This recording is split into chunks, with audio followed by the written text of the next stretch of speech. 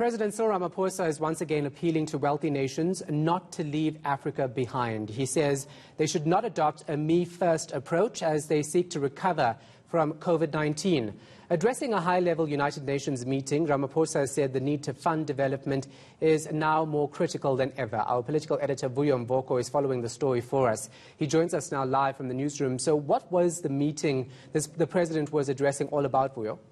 Well, the meeting has been called by the UN's Secretary General, this one ostensibly to remind the world that a commitment was made to make the world more prosperous, but also to ensure that we're leaving a cleaner legacy as people make money or go about doing or conducting their lives. Now, on the back of the COVID-19 pandemic, which has dealt a serious blow to the potential of the world's economy to grow, which has of course made such a serious dent that those sustainable development goals that have been committed to are going to be even harder to attain. So President Cyril Ramaphosa's message to that high-level forum really was that whatever people may be consumed with as a struggle to get out,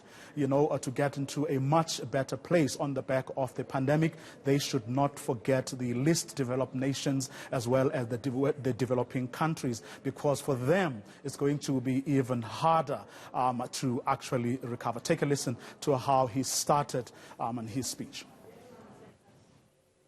The pandemic has set back the SDG process, and we now require additional financial resources to enable developing economies to respond effectively, not just to the pandemic, but to recover and to rebuild.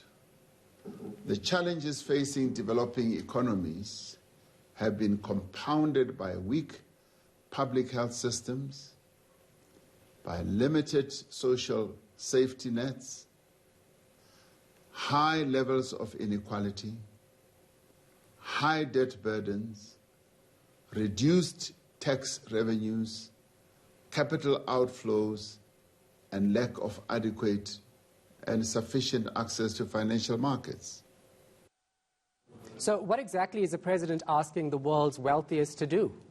In simple terms, Shahan, he wants the finance institutions to pour more money into sustainable development programs that least developed and developing nations can actually embark upon as they rebuild their economies. He also wants the terms of the current loans to be renegotiated so that they do not put these economies in very tight corners where they will have to think about servicing the debts, even if it means that by doing so they will be disadvantaging their economies further.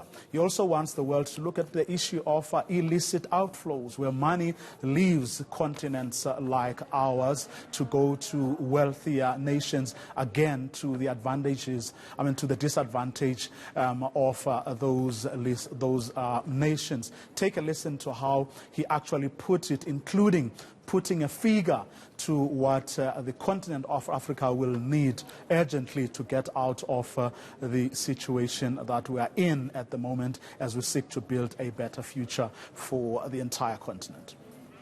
Africa needs immediate emergency financing to the tune of $100 billion, which would provide fiscal space and liquidity to governments.